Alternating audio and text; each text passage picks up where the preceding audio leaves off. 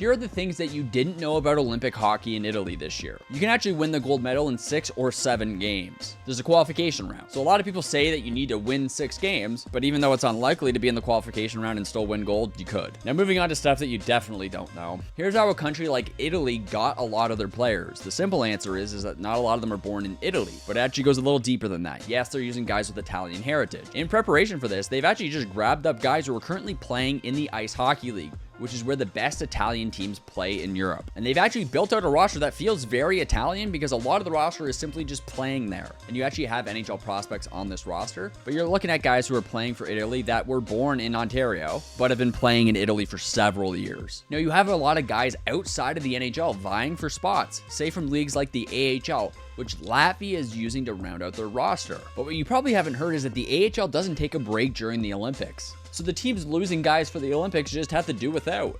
But then you have a roster like France that is using ECHL players to round out theirs, which I believe is going to be the only third league represented at the Olympics. Now, both these guys actually left the ECHL, presumably to get ready for the Olympics and be over in Europe when the team was made. But they started the year and played a lot of games there, so we'll count them as coast guys.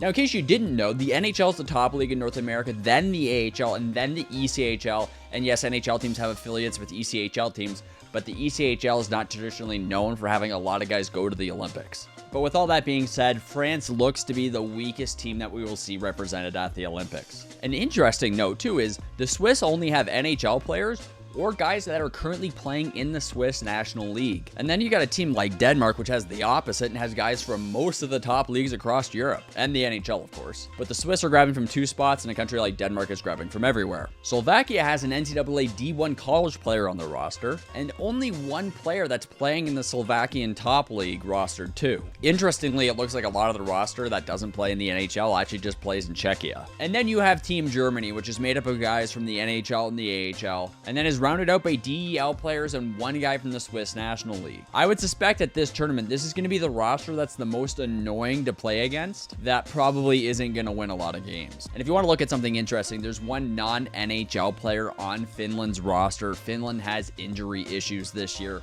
It's unfortunate. They also had them at the Four Nations face-off, but Mikko here is 32 years old, very decorated career, and, well, if you look through where he's played, couple games in the NHL, he did like what most top guys over in Europe do, and they have at least 1 season. But he's right now playing for the Lions in the Swiss National League.